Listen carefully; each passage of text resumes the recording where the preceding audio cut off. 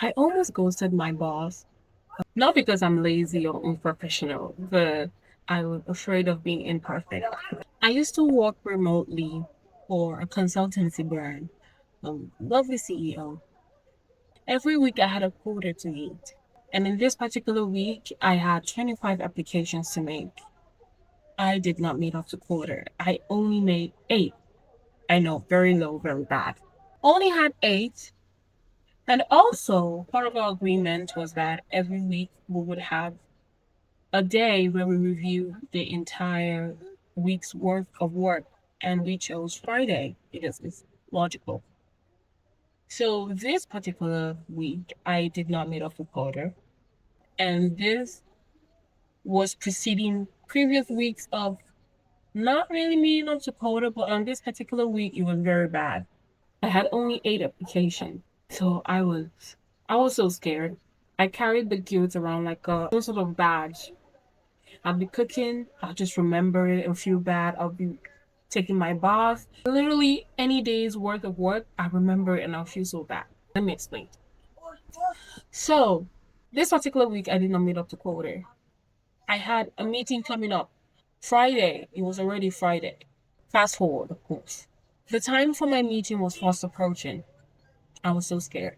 I had made up my mind that day that if she doesn't fire me, I was going to quit because I was imperfect. I wasn't meeting up to the standards that I believed that she had set, that I had set for myself. And to me, that was worse than showing up at all because value over everything. So I felt so bad. I felt disappointed in myself. I felt like I wasn't who I preached that I was. And oh my God. And the funny thing was that that week was incredibly rather, terribly bad. Something was wrong with the electricity. There was something wrong with my network. There was something wrong with my data service. So everything just came together to me not being able to deliver my services. And I honed it all on myself. I blamed myself for it. I was like, it's my fault. It's my working. I should have done this. I should have done that. And arguably so, most of these things were out of my control. But I honed them. I blamed myself that it was my fault. My meeting is fast approaching, guys. I'm thinking, what do I say to this woman? What do I say? I'm tired of telling her I'm sorry. I'm tired of disappointing or feeling like a disappointment. I was just fed up with, to me, being mediocre because I believed I was mediocre. So I was at home. I was at my family home at the time because the remote works. I could do it anywhere. I was preparing food for my mom, my parent. I would obsessively check my WhatsApp to make sure that she hadn't said anything or done anything. I was spiraling in my mind. I made up my mind that day to quit. But there is something I do. So my Gmail and my calendar and my Zoom meeting are synced. So whenever I have a meeting, it informs me an hour, 30 minutes ahead of time to prepare. So when bear in mind, my computer is dead. I don't have power to be on this call apart from my phone. So when the notification came, it's time for the meeting. It's almost 30 minutes for the meeting. I made up my mind I was going to quit. I'm not doing this no more. I'm quitting. So, you know what? I just had an epiphany where I just sat down with myself and was like, you know what? Since I'm going to quit, I'm just going to tell her as it is. So I told her on WhatsApp, I quickly chatted her up on WhatsApp because I always, 15 minutes in the meeting, I remind her it's almost time for the meeting. So she'd be able to prepare for the meeting. I told her, just a heads up, I didn't meet up to quota. That happened. And to me, honest to God, I sounded like I was making an excuse. To me, I sounded like these things were out of my reach. Bear in mind that these things are things that I could not have been able to control. But I felt like I was making an excuse. I told her this happened, this happened, this happened. So I wasn't able to meet up to the quota. And she calls me Time for the meeting arrives. She calls me on Zoom call. She's like, do we hop on a call? Let's chat about it. She said, let's just do a quick call on WhatsApp. It doesn't have to be a Zoom call. I've already prepared my mind that she's about to fire me or tell me that she's hired someone else. Because what do you mean? Her business runs on my efficiency and my speed. What do you mean you met only eight? I was already prepared to. This is it. I got on the call on WhatsApp, and to me, the most touching thing happened. The most strangest thing, because it was strange to me because it's not something I'm used to. We got on the call. She said, "Oh, how are you?" I go, "Oh, I didn't expect that." She goes, "How are you?" "Oh, I'm fine." And then I immediately jump into, "I'm so sorry. I didn't mean off the quota. This happened. I tried with this and that. Yeah, like my mouth just kept yapping." And she was like, "Oh, no, it's fine. Just send me what you've got. And then when you're in a more comfortable, more helpful environment, you can do the rest and send them to me." And I was like, bear in mind that her work depends on how fast I am responding.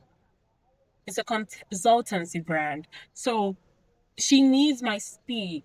So I feel like if I am not as fast, I'm affecting her business. I am here to help her, not affect it. I felt so bad. I felt so horrible. But she said, it's fine, just send me what you have. And that day, she may not have noticed or she may not have known it, but she taught me something. She healed a part of me she didn't even know was faulty or broken. I felt so much peace and alignment, and I decided to share it with you. From that moment to now, here's what I've learned from that experience. Perfectionism. I'm sure we're going to do multiple series on this and we're going to expound on this topic. But as a way of introduction, this is what I've learned that you should pick. Perfectionism does not protect you. It's imprisoning you. It's putting your mind, it's putting you as a person in a psychological mental prison that only you have the key to unlock. I thought that if I just hid away, if I only communicated when everything was perfect, that I'd avoid disappointing people. But what I was actually carrying was a weight that was not mine to carry. I was drowning in guilt instead of just speaking up. Bear in mind that I had known that I would not have been able to meet up to the quota. As at Wednesday, I had known. Instead of communicating that, I carried it as a burden. I also learned that not meeting up to a quota, now you can define it. Define this term as it applies to your own life. Not meeting up to a quota does not necessarily define me. Being imperfect is not failure. And asking for grace is not weakness. It's not a definition of a flaw on your character.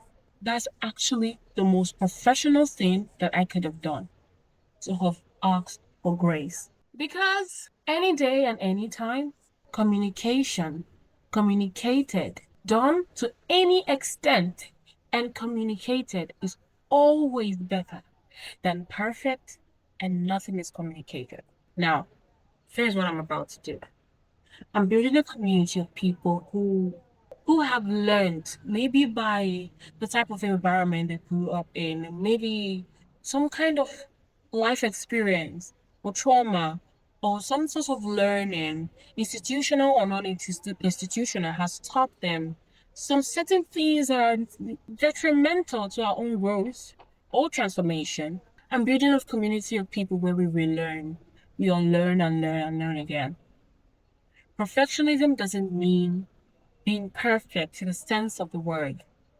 It means showing up again and again till something is birthed from your consistency. Now, that is my definition. I leave the ball in your court and you define what perfect means to you. Welcome to Perfecta'sCorner. See you at the top.